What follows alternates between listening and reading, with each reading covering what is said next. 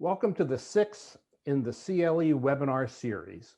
Today's topic is complex parenting plan issues. The panelists are Anju Jasani, Catherine Newcomer, and we had Anna Maria Patella, but unfortunately she had a technical difficulty and will be rejoining us as soon as possible. Let me remind you that in order to receive your CLE certificate, you must submit both the certificate of attendance and the evaluation form. Questions will be taken at after the panel discussion. Please ask your question by raising your hand when called on and unmuting your audio. So with that, let me turn to Catherine for the first question, which is relates to religious conflicts. So tell me how you handle that situation where there are religious conflicts among the parties. Catherine, you're muted. First of all, thank you for doing the webinar for us today, Carl. We really appreciate all your work behind the scenes. The thing with religious difficulties, with religious conflict, is you have to be very careful, very respectful, and understand that you're dealing with highly sensitive situation. So I did prepare I'm going to share my screen. I prepared a few talking points about it based on my experience. So I'd like to do that now. So hang on, give me one sec.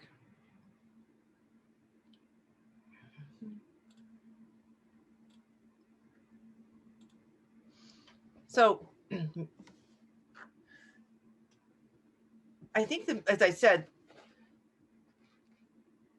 you have to help the other party to, well, I don't know if you could help the person respect it, but what you can say is you figure these people got married, right? And they've talked about the religious differences before they got married. They might have talked to a priest, or if they were Catholic, or my own situation, I married into a Catholic family, so there was a discussion about this issue. It wasn't something that we didn't talk about. So you might want to start with, well, what worked in the past?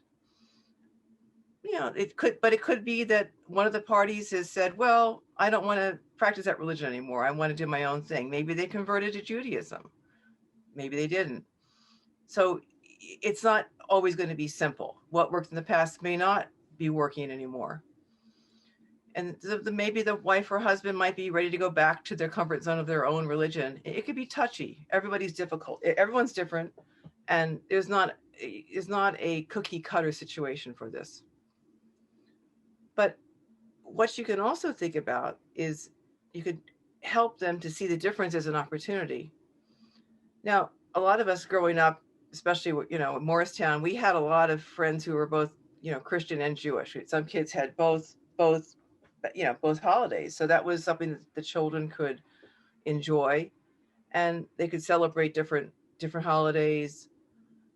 It was an opportunity for them to benefit from a broader worldview. They had a better understanding about a different religion, and they could draw on it later in life. Oh, that's nice.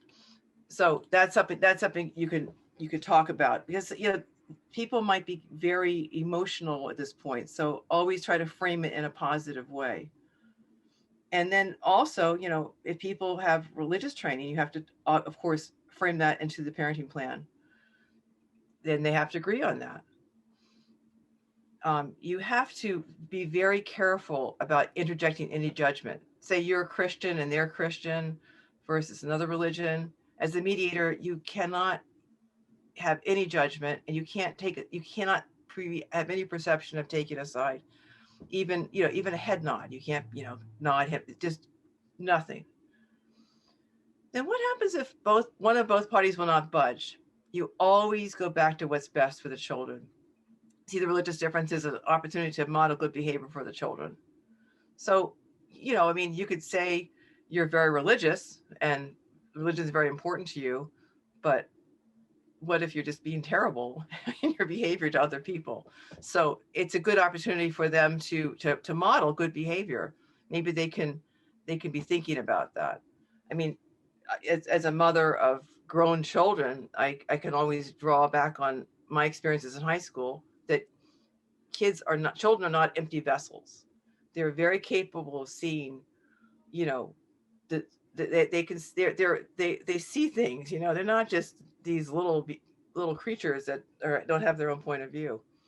So I always go back to what's going to happen with the children. What are the children thinking? And, you know, most of the children are watching their parents and making an assessment. You learn this when your kids are in high school because they'll tell you. And then, you know, you might receive an earful about your past behavior because, you know, most of us did. And then what if you're dealing with an Orthodox situation? Now that's difficult. And, you know, you might suggest they confer their rabbi, priest, minister, pujari, or imam, but you might not be the best person. You might want to refer to someone who has from the same background. I think it's important to know when you're over your head. Nothing wrong about bringing in an expert, because sometimes they might have chosen you because you're not from the same background. They want somebody outside, but always have your referral sources ready. And then you could co-mediate with another mediator from the same Orthodox background on this issue if there's impasse, and the parties of course agree. So I think my takeaway for this is that when dealing with religion, you have to be very respectful, careful, sensitive, but always help them to be positive about the impact of the religion on their children's lives. I was a religion major, double major at Drew, music and religion. I went to law school, but religion can be very interesting. So always frame it in terms of, you know, this is an opportunity for the children to learn and to grow and to have a more expansive worldview. So that's my takeaway. So I'm going to stop sharing my screen. Yeah. Andrew, do you have anything you'd like to add? First of all, I thought Catherine did a terrific job. So when I have these religious issues, sometimes I'll be asking the parents, at what age can the child make their own decisions about going to religious school, or what faith they can follow? Sometimes part of the covenant of marriage is an agreement that they're going to bring up a child a certain way. So I'm not conversant of how binding that is in court, but sometimes they will agree that they'll continue that until a certain age. And so sometimes the mediation is about at what age can the child make their own decisions. But I don't have much more to add. I think Catherine was pretty thorough in her approach. Anna Maria? Well, religion can be a very touchy subject. So I think that, as Catherine said, approaching it with sensitivity is really important. And I think sometimes maybe even having a clergy person, religious person involved is helpful, so that people can kind of sort out their motives and their goals. Okay. So let's go to the second question, which involves parenting plans, which are always difficult, but they're more difficult when the parents live far apart. So Anna Maria, how do you deal with those situations? Right. So I enjoy actually working with parents on their plans for the future. I think that's kind of the glue that still keeps couples together. And so it's a really important piece of any mediation. And when people are faced with a situation that changes what they may have initially considered to be their parenting plan, it can be very, very difficult. And then they have to look into what's going on with how we parent long distance. And it can be for various reasons. It could be a job relocation. It could be new employment. It could be a job transfer. It could be educational pursuits. Could be remarriage. Nowadays, it could be caretaking of a relative. You know, there's so much going on in the pandemic that's a possibility. So I think exploring those motives and trying to get away from the thought that someone is doing this maliciously to impact the parenting plan is pretty important. And having them focus on what's important in the long run, which is keeping up a healthy and strong relationship with your child. I think it's important that each parent commits to fostering that relationship. This is not something that's going to be easily done unless both parents buy into the need for their children to be in a healthy relationship with both parents. Have to set up some parameters as far as how communication takes place, and that it's done consistently, and set what those ground rules are. I mean, for some parents, it's very important that kids go to sleep at a certain time, don't get interrupted in their school routine in the morning, and those are all considerations. The point here is to make it a good opportunity for a parent and child to connect. I think we need to encourage regular contact. I don't think it's something that a child should get as a surprise. You know,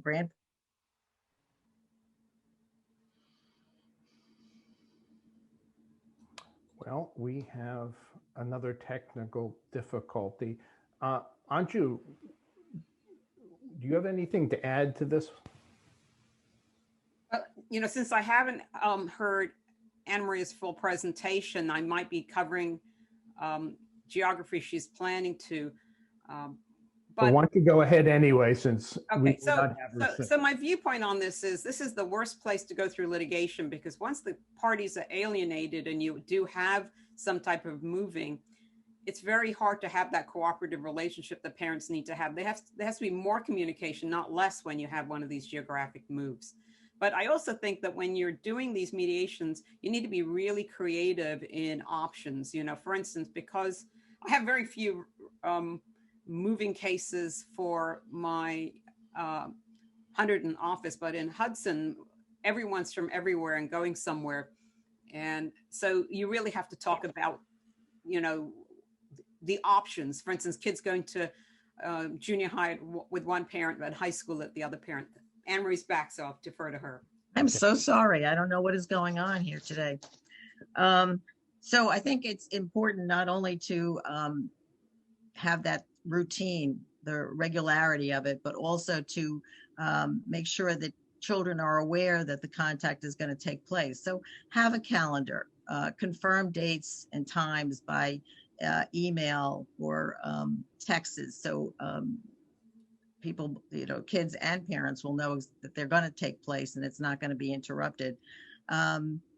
It's helpful to get information from the parent who might be living with the child on a more regular basis to see what the child's activities are, so that the parent who is not living there can ask questions and have a good dialogue about what's going on in their lives, and have that continuity go from phone call to phone call.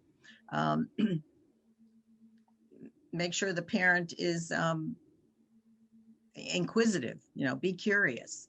You know, I've gotten on the phone with my own kids and I'll ask what's going on, and the question is nothing. The answer is nothing. So you have to be prepared that children aren't going to be the ones to initiate the conversation. And it's got to be time sensitive. It can't be, you know, you can't anticipate an hour-long call. It may be only a few minutes, but it doesn't matter as long as it takes place consistently and frequently. It has to be age appropriate. And for some younger children, a short video call is much better than trying a 10, 15, 20-minute phone call. The important thing, again, you know, it's the stressing has to be on making sure that the child is looking forward to the call from the parent, whether it by phone or by video. There's lots of opportunities for parents to have interaction. I've suggested games like Battleship with parents and children. There are games, there's House Party. There's another game called Headbands.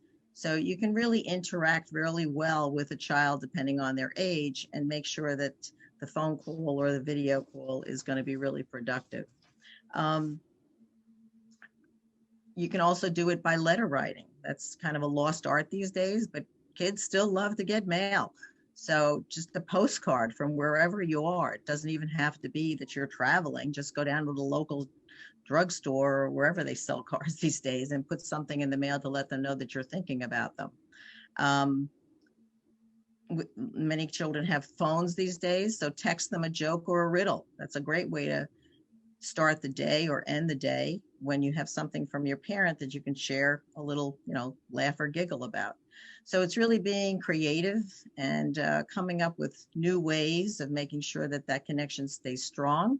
And when you do finally get together personally, make sure that the plans are shared with your child. Know what they're going to be doing when they're coming to see you. Don't make it all a surprise. Make sure that they know who's going to be there. What you're expecting is going to occur while they're there. Make it age appropriate. Some younger children can't be shuffled from one place to another. Just a 3-day visit, maybe with a parent, is a lot better than a 10-day visit. So, it takes some time and it takes some effort, but if people make the effort to do it, it'll be a very good time for both parent and child. And memorialize it. Take videos of your trips or visits so that you can share them going forward and say, hey, do you remember when we did this, that, or the other thing? So create your own memories and make sure that those are things that are going to be little pictures that the children can put in their minds of what it's like to be with mom or dad when they can't be with them on a regular basis. So put your thinking caps on for your clients. That's what they need. Thank you. Okay, Anju, for you. With respect to parents that have different cultural backgrounds, how do you work with them in developing parenting plans? So I'm going to share my PowerPoint presentation. It is talking points, but it helped me to put some ideas together. So bear with me 1 second while I bring that up.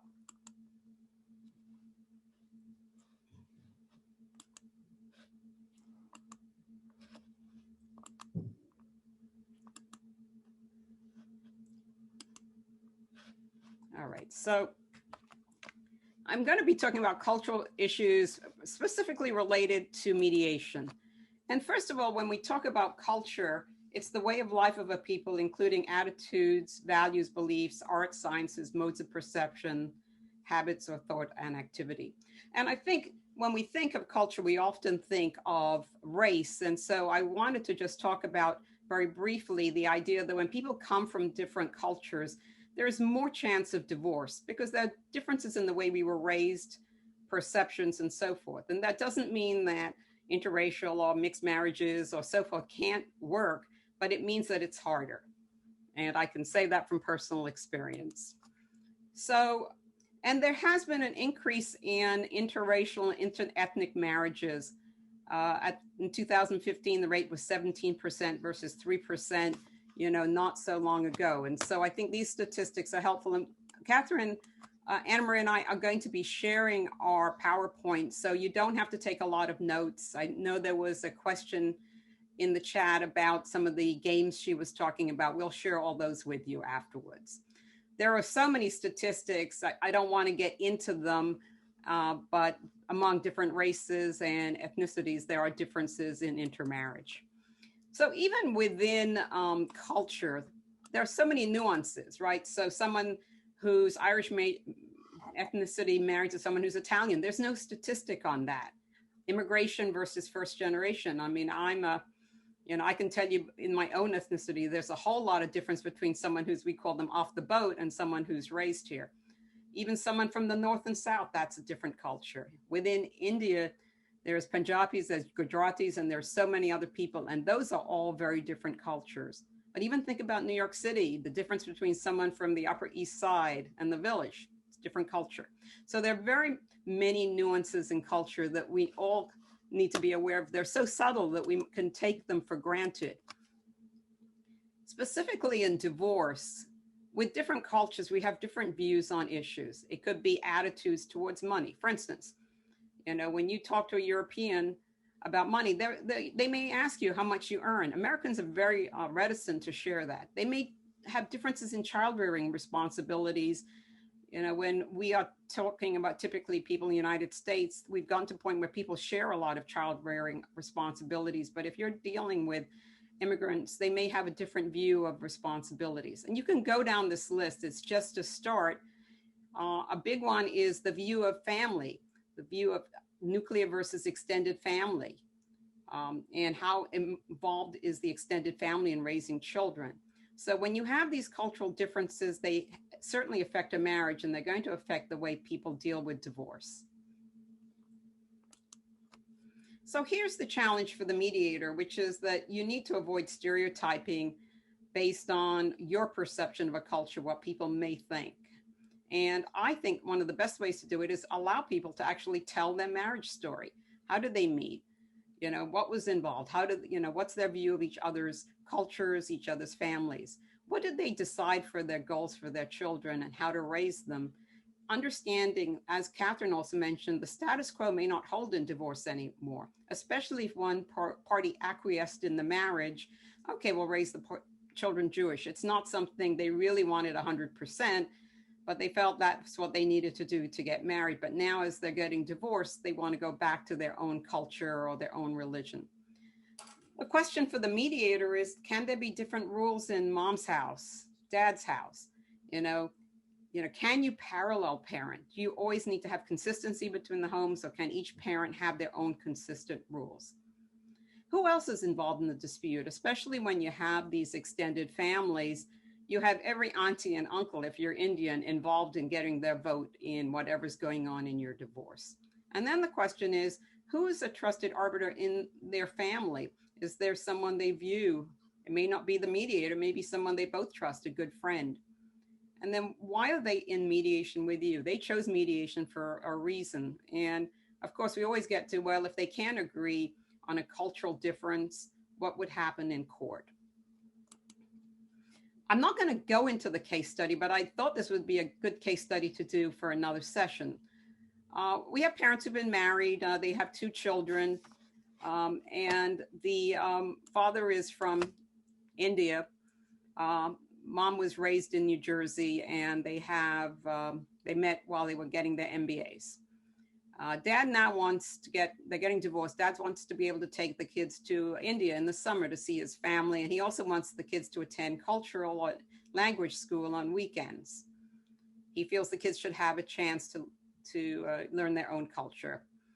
And mom says they're American, doesn't really want them to travel and doesn't want to take them to the school. So questions the mediators can ask, because we're not going to resolve this today, is, what is their marriage story? What's their view of each other's cultures? And how do they define family? Why is it important for dad to travel? What are mom's concerns? And then you can ask that question, switching roles. It's often, as Carl would say, walking a mile in someone else's moccasins can help understand their perspectives. And then really get to the crux of the issue on the what else might be going on. Sometimes there may be some conflict that happened with the families that mom, who was open-minded to dad's culture, no longer is. Is there someone else poisoning the well? What would mom need for the kids to travel and to attend school? And then here's the thing, if we've got a parenting schedule, is she trying to intervene on dad's parenting time? Is there a different way to do this so that, when mom has parenting time, it's her time. When dad has parenting time, it's his time. So it's a good case study. We're not going to do it today, but I think it can show you what we're dealing with when we're dealing with cultural differences. So I'm going to stop sharing and allow my colleagues to see if they want to chime in on any of this. Since we're running a little short, let me turn to the next question. And this one's for you, Anna Maria. It's one of my favorite issues, is when you have a review attorney who throws a monkey wrench into this beautifully crafted MOU that the parties have structured. What do you do? Well, I think it starts with whether or not you think the review attorney is your friend or your foe, right? So the long and short of it for me is that I see my role as a facilitator, as a neutral, and I appreciate it when clients recognize that they could use another set of eyes or another voice in the process. They don't know what they don't know. And a lot of times they come to mediation to an attorney or a judge because they're expecting to get legal advice. And I don't believe that's our role. I think we are, as I said before, facilitating their discussions to reach some resolution. So if they do go to attorneys before they come to mediation, they come with some legal advice. And it has to come with the perspective that it is individualized for that particular client. It's obviously going to be different from or generally is different from what the other person has heard. It's great when they both get there and they both realize that what they initially thought was their motive or goal isn't going to happen, and they're on the same page. So in some ways, a review attorney can provide them with that background and can narrow the issues, which is great. If it's a situation where you're getting two diametrically opposed views, then the question is, how do you get them to resolve? Sometimes it's a situation where you may want to look into who that attorney is. If it's someone you know, there's always a possibility you can get a release from your client and reach out to the attorney and find out, what's going on. Why am I hearing this?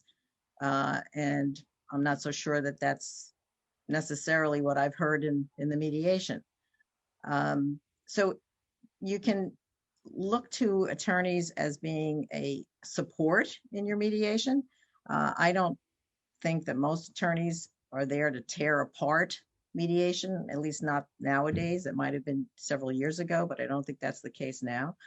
I think they're willing to work with mediators more and more often now. I think that's kind of a real fallback, which is a great position for mediators to be in. I don't know if that's answering your question, but I think the bottom line is that we can't expect that a review attorney is going to be the person that's going to create the big problem in mediation. I think it's still the clients who have a particular perspective. Either they're not going to leave it behind until they're forced to, or they decide they can come up with something better that suits their self-interest. That's what it's all about, is basically meeting somebody's self-interest in some fashion. The whole point of having a review attorney to look at the MOU is to find out what might be missing or what might be incomplete. And that, again, is a benefit to the client. We're not infallible. We could leave something out. We could perhaps not think of something in a certain way, so we can benefit by that information and use it constructively for the client. I think if we respect review attorneys for what they can add to the process, then I think it can only benefit the clients we serve. Okay, thank you. Let me read the first attendance code. It's 1763. 1763. Okay, so assuming we're going to have time at the end, I certainly have questions about that topic, Anna Maria, so I'll ask them then. So, Catherine, let me turn to you. What do you do when you have parents that are just intractable? They just can't agree on anything. They're just dug in. Well, how do you handle that? There have been books written about intractable parents and intractable divorce, but I put a few bullet points together. So I'm going to share screen. Bear with me.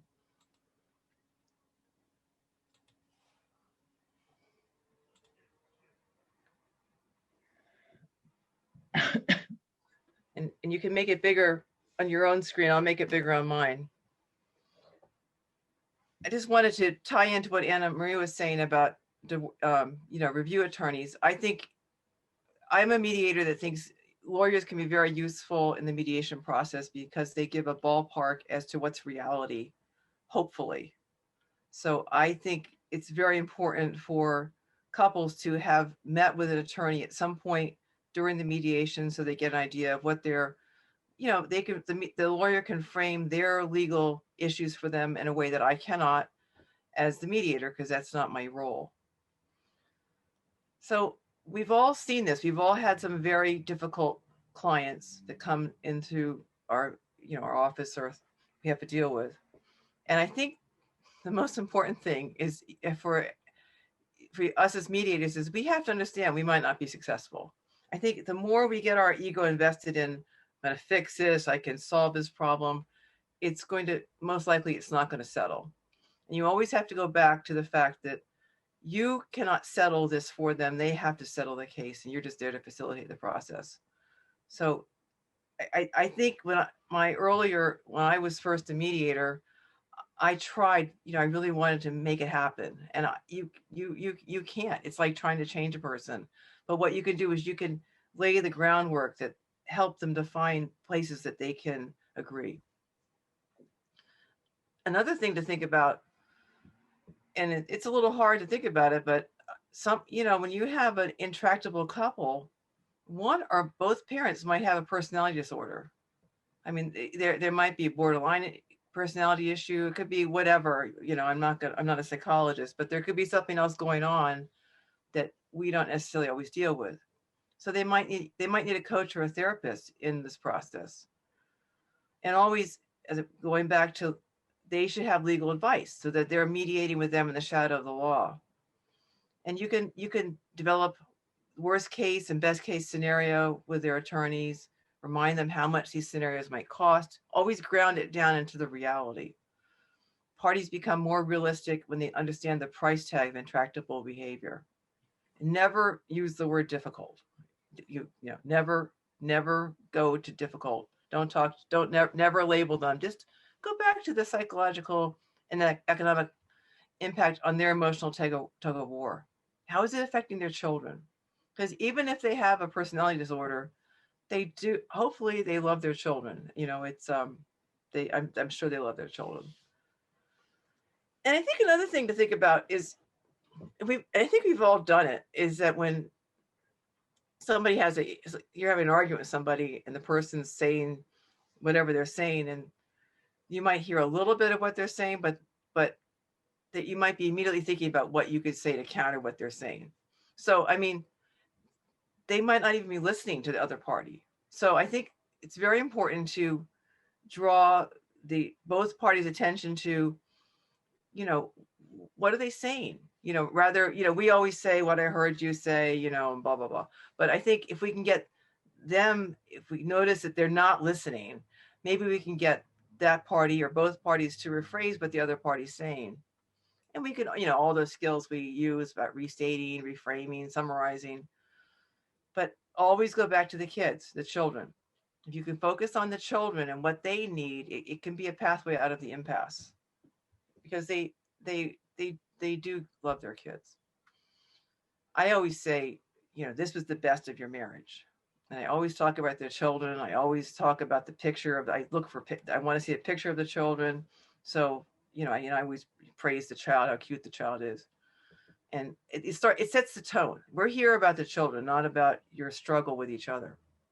So I always go back to the best interest of the children and how they're the best part of their marriage and what's been working so far. We don't start from square one, hopefully, but sometimes, in the court, I've seen mediations where everything's broken down. That's very difficult. But you can work on and build on what's been working so far. Have them describe their plan. And don't be afraid to get into the nitty-gritty of it. Like, what's all the little details really matter to people. And if they live close by, it's obviously easier. I think it's really hard. Anna Marie did a great job with her presentation with the creative strategies for what if you live farther apart. And I found that the younger the children are, the more detailed the parenting plan is likely to be. I mean, really detailed. When they were in high school, not so much. And then they might fixate on the judge deciding, the judge will decide. But talk about mediation, how they have control over the process. You can use language such the parents are able to develop a plan that suits the needs of both them and their children. They know their children far better than the judge. And I've never forgotten this. One of our seminars, a retired family law judge mentioned that with mediation, you can craft a plan with a scalpel rather than a sledgehammer. And it was really a useful quote. I never forgot it. It was years ago. So, I mean, they can really fine tune their parenting plan, because who knows their kids better than them or a judge who will see them for just a little bit. And I always go back on what's the actual legal reality without giving legal advice, of course, but in general terms. And then if they're seeing attorneys, which I recommend highly, you can, one of the mediations, one of the webinars they were talking about, I never talk about the lawyers. Well, I do. I want to hear what the lawyers had to say if they're comfortable saying it. And if they disagree, well, then that's another problem. But if it gets a little bit of a framework, you have to ground them in reality, especially if you're dealing with somebody who's maybe has a personality disorder of something going on. And, they're not going to agree immediately. So you might want to circle back to one of the more difficult subjects, like don't start with Christmas. If they're Christians, start with Mother's Day and Father's Day. I always start with Mother's Day and Father's Day.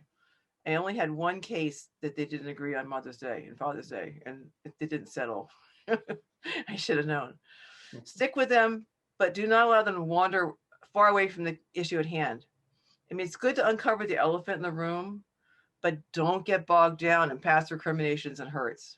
I mean, they can take you down the garden path of just all kinds of stuff that's not helpful. So sometimes you might feel like you're running a marathon race, not a sprint. You just got to hang in there with them and keep your focus. And I think going back to my first thought is you need to be centered and feel comfortable in yourself, that they might be having all this arguments and conflicts, but it's their process. You're there to help them.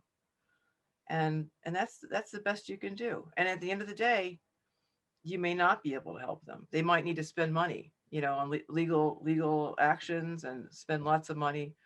And then, but that's okay. But you're there to do the best you can. And that's what I do. Okay, thank you. Thank you. Let's go to questions now. So if anyone... Carl, I have one more presentation. No, let me go to questions first, and then we'll come back to your presentation if we have time. So if you have a question, please raise your hand. And Diana. Good morning. Can you hear me? Yes. Okay.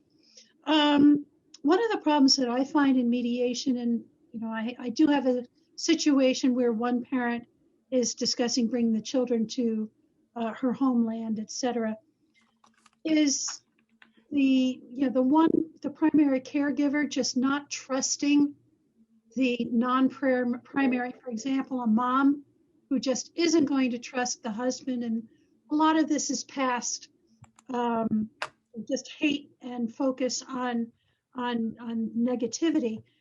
But I find one of the blocks is just one parent doesn't trust the other parent with the children. And how would you overcome that conversation? I know I've had one where I've helped the parents come up with a family computer policy as one of the problems that there was. But generally, you've got so much emotion. How do you overcome that and try and get them to reconcile the differences in their opinions on how, and their mistrust in parenting? Anna Marie, why don't you start? Sure. So yeah, I was thinking as you were asking your question, I think you have to spend some time on what's the reason for the mistrust, what's happened in the past that's still lingering now that they're split up, whatever the case may be. Maybe there is reason for it. There are situations sometimes where a parent has caused a situation that is a concern to the other parent, but you're not going to know unless you ask. Some of them, some issues are just because parenting styles are different.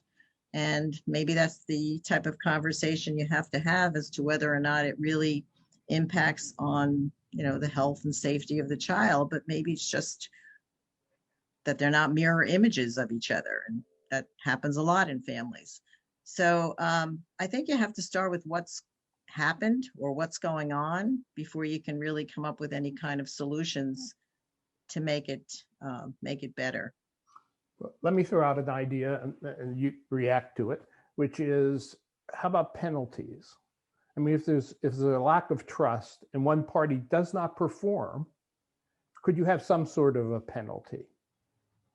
If they agree. Yeah, I mean, wouldn't that make one party feel more comfortable? The party who's distrustful says, well, gee, I don't get anything if the other party misbehaves or doesn't do something. But if there was some penalty. Yeah, I mean, as I said, if they both agree, then, that's certainly something that can happen. I see it more often where it's situations where a parent may not trust a parent to feed the child appropriately or care for them on a trip or something along those lines.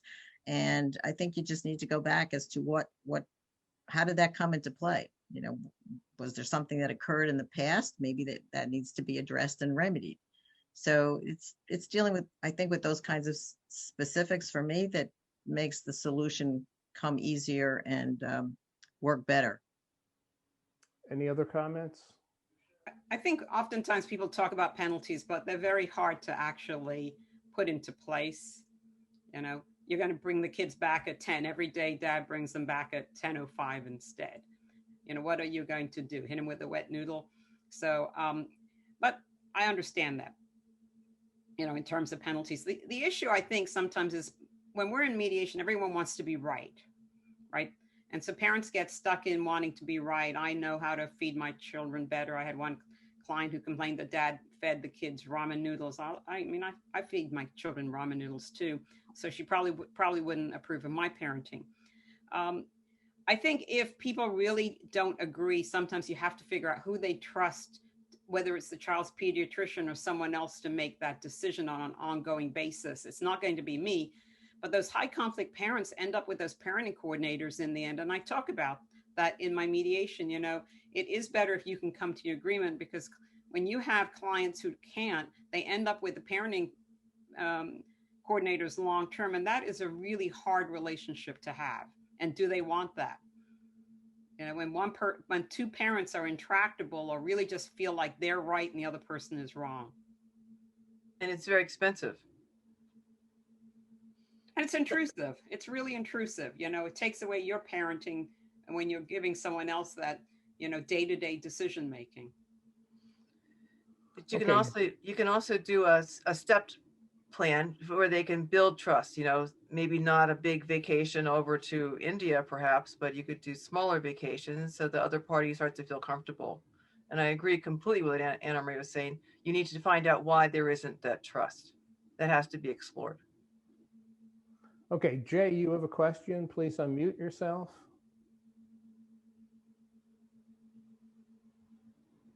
I didn't have a question. Sorry, I thought I had checked the wrong one. Okay. To lower hand, but I do. Something did come to my mind. I know of a situation where a divorced couple. It seems that the father has most of the responsibility for the children. They live with him and so forth. But on the times that the mother is given the children, she deposits them at the grandparents' house and then goes on her merry way. So how do you handle that situation? Anyone? So is the mother objecting to the the father children? is not happy with the fact that the mother is really not fulfilling her responsibility. She's laying off the kids on her parents. Okay. I mean, how do you provide for that in an MOU if that's the right way? Yeah, some parents will include in the MOU that the parents will be responsible for the children for the majority of the parenting time. They'll write that in there. And other parents will say, so long as they're taken care of, I'm happy. I mean, especially when I went back to my issue of cultural differences, if you have clients who live in an extended family, that might be very normal for them. So I don't think it's one size fits all, but you can put, and Catherine said this, as much specificity, be as specific as possible in the MOU if that's going to be a conflict. But they can always go back to mediation post-judgment if they're having an issue to address that. And that's what I would suggest to your friend, that he should talk to his former spouse about going back to mediation if they can't agree about each of their roles. Okay, thank you. Also, you could put in right of first refusal, that if they can't take care of the child and maybe the other parent's dying to be with the child, they can say, well, can you take care of the children before going to other family members, and certainly babysitters. We've talked about that, and a lot of times we'll write that in. So it's an option. And sometimes it kind of mirrors what reality is. The parent, if it's the mom the dad who has the child most of the time, I'm sure the dad is working.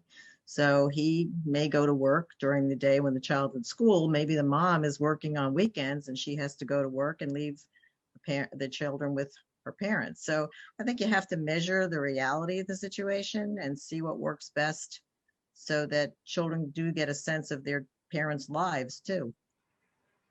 Okay, Glenn. Glenn, unmute yourself. Yeah. My question is, when you're dealing with parents who have ties to a country that is not part of the Hague Convention, and they want to take their children back to visit with their family, how do you deal with that? I know, and I've suggested to go visit elsewhere where it is part of the Hague Convention, but some people insist on taking them back to the home country. How do you deal with that? And I know case law is split. So first of all, let me ask the question is, what's the fear in this? Is the fear that... Fear is non-return of the child. Okay, so I mean, in the worst case situation, you can take the legal remedy of going and putting a bond in order to travel. Mom, if she's really concerned, could go on the trip with the family, go stay in a hotel. I mean, I think, and Judge Jones talked about this in his case, Black versus Black, about the importance of, I think it's Black, maybe I've got the wrong case, but, the importance of people having ties to their family. They talk about America no longer being a melting pot, but a salad bowl where we each retain some of our own, ethnicity as we become Americans. So the question is, if mom is concerned about kidnapping, right? She's concerned dad won't come back. Does he have ties? Is that realistic or not? I mean, these are always issues and questions to be answered. I don't know if the age of the children have anything to do with it also. I like the idea of placing a bond, but that kind of adds other complications, I'm sure. It is. It's a really touchy subject, right? And at the same time, and I know because I've dealt with this in my own personal life, how rich it is for children to go back to their homeland or their ethnicity, especially if you're not third generation, but, you're first generation or even an immigrant. Those ties, especially when you have extended family or grandparents that the children need to have a relationship with, are important as well. But, that fear does exist. There are the kidnapping cases. And so I don't want to ignore that. I know you're suggesting mom go to the visit with them and stay at a hotel. How does that guarantee she's going to take the kids back home? Again, these are things that reduce her worry, right? If she's with them 24/7 while they're with, dad, that's fine.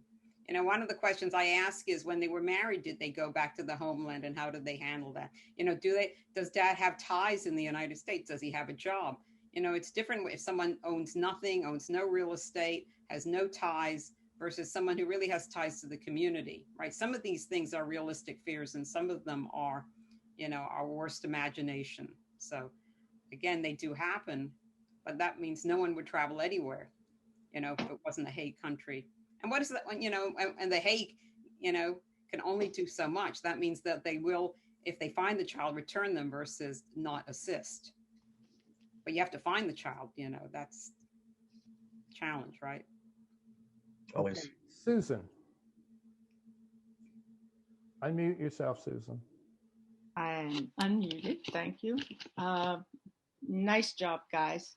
My question goes back to inviting the religious leader in a mediation. I'm scarred by a friend who went through a divorce so many years ago. I hope this answer would never be repeated in nowadays, but her minister suggested that maybe the way to salvage marriage was for them to have a child. So I guess my question and my concern is, what do you expect the religious leader to add to the conversation?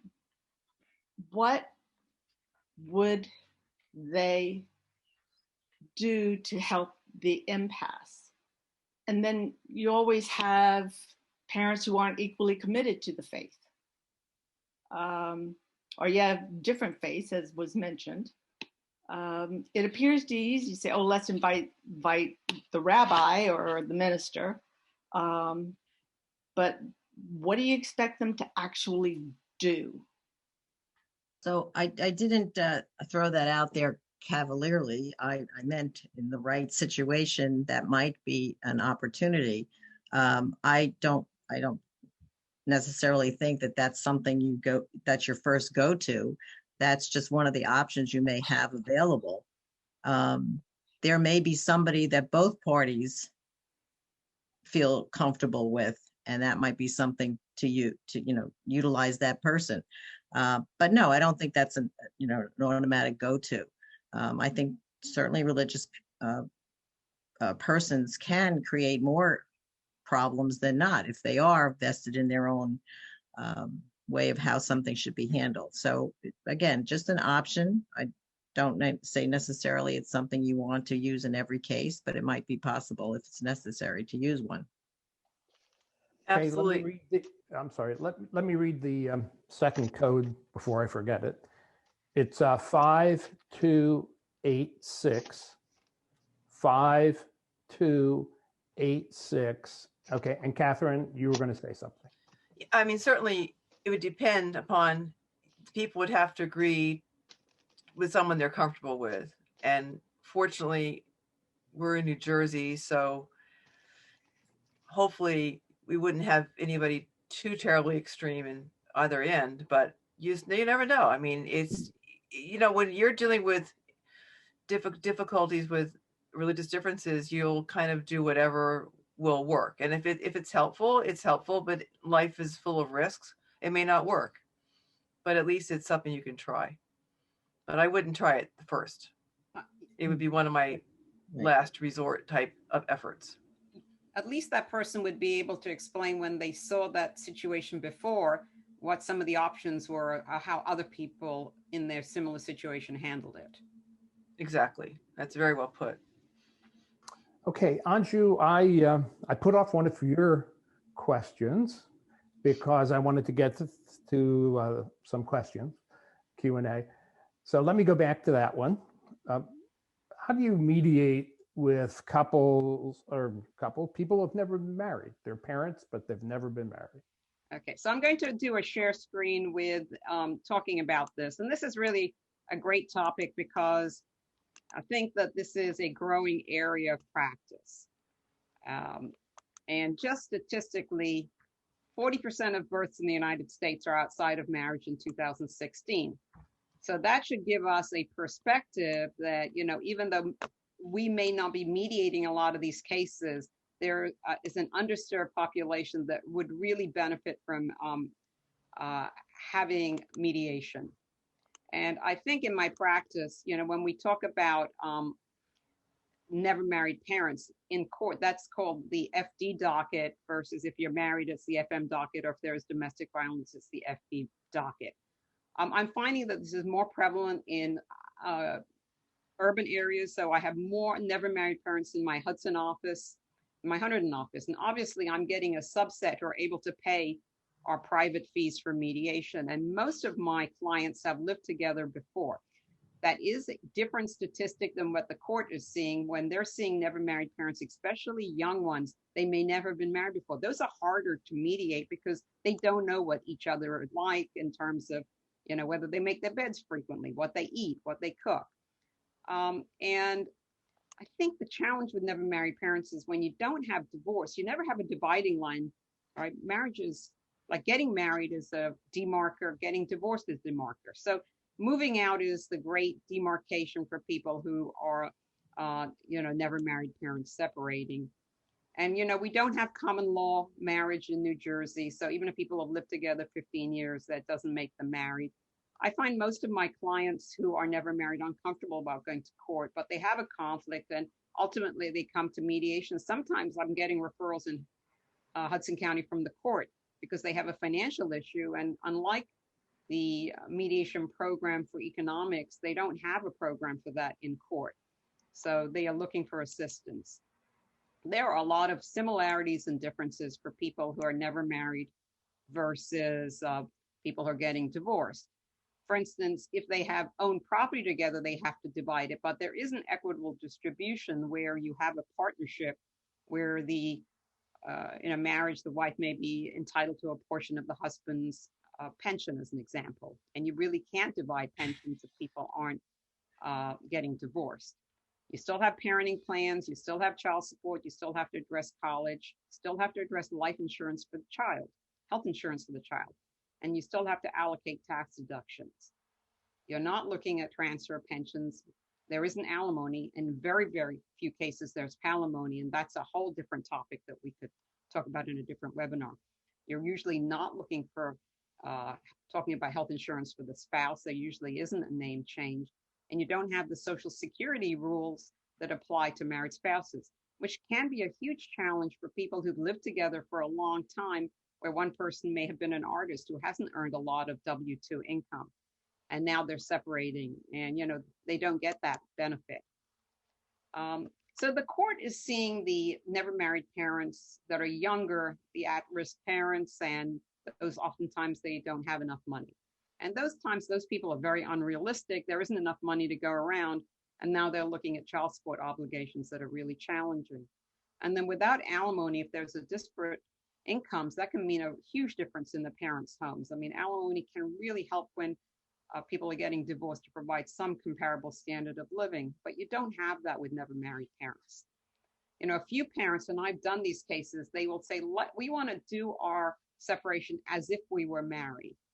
And oftentimes, since you can't transfer a pension, it might be that one person, usually the wife, is going to be keeping the marital residence to offset what the husband is keeping. I see a greater tendency with never married parents for the moms to be moving back to some type of multi-generational home. So that means the dad not only has to have a good relationship with mom, but oftentimes has to have a relationship with mom's family. So in terms of some takeaways from this, you know, we have a significant portion of separating parents. And I think as mediators, this can be an increasing focus for us. For many, it's not that different from divorcing clients who are saying we're each keeping our own assets, we're keeping our own liabilities, we just want to deal with child support. But for others, especially in longer term relationships, there's some greater challenges. For mediators, we need to have websites that are friendly to never married parents. If everything is, you know, if it doesn't seem that way, I find these clients feel there's a great stigma to not being married, and they might be feeling that you're going to be judging them. And if you take the cases, you have to be unbiased or leave your biases at the door. And if it's your first case with never married parents, to not be afraid to ask questions. So I really think this is an area that we could be spending more time on. I know the court is also dealing with the challenges of never married parents because, you know, oftentimes they're not getting the attention that the court does provide to never married parents. I mean, to divorcing parents in terms of court time and hearings and so forth. Anne-Marie, Catherine? Yeah, I think sometimes it is focusing on what the needs of the child is going to be in the parent, with the parent who has the lower earning power. And some parents are extremely generous, recognizing that it's not going to be the normal child support off the guidelines. It's got to be something more than that to allow that child, their child, to have a better standard of living. And I think, as somebody said before, the love of the child trumps a lot of things. And they do go the extra mile to not be caught up in the routine or norm of saying, I have no responsibility to the person who bore this child or who fathered this child. Or I'm just going to pay by the guidelines because that I'll only do what the, but that's the benefit of going to mediation. You have that dialogue of What do we both feel is fair? Once you get into a litigation setting, you're not going to get as good result as you will through mediation. It always goes back to the children. That's what I always stress. It's, if you've got to make it about the children, not about them, because that's what you're there for, developing a parenting plan that'll be successful for their children and for them too, of course. Okay, we have just about run out of time, but I have a question for each of you. I assume all of you have a list of mediation-friendly review attorneys. Have you ever taken someone off of your list? Taken Anna them Maria. off. They wouldn't get on my list, probably. Well, have you ever taken anyone off? No. Andrea? I have.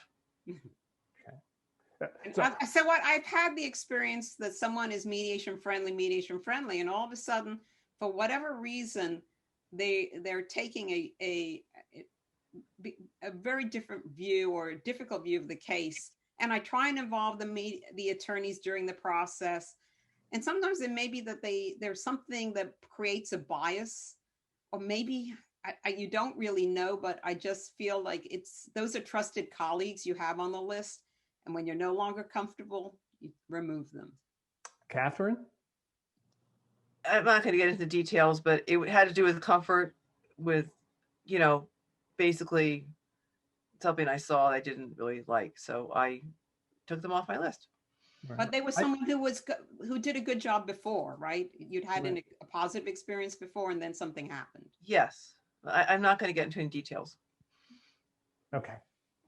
I had a couple once. We did the MOU, sent one of them off. She was a woman in her 60s and husband about the same age. And evidently, when the review attorney was talking to her woman client, she says, I don't know why you're leaving him. Women your age will never find another husband. He'll have no problem getting another woman. And she came back to me a little upset. That person left my list, so it takes all types. Well, I want to thank you very much. It was really very good, very interesting, very informative. Let me tell people what's coming up. On the 9th, we have part 2 of cultural competency, and it's on civil mediation. The following Monday, we have tech time with Lawrence and Carl. And the Monday after that, we're going to have a special presentation. So there will be something, and it'll be announced very soon. And so that's what's coming up soon. I will remind everyone, next year, we're going to have 9 CLE webinars starting in September and going through May. So thanks to everybody and everyone attended. Thank you very much. And we'll see you on the 9th. Thank you, Carl. Right.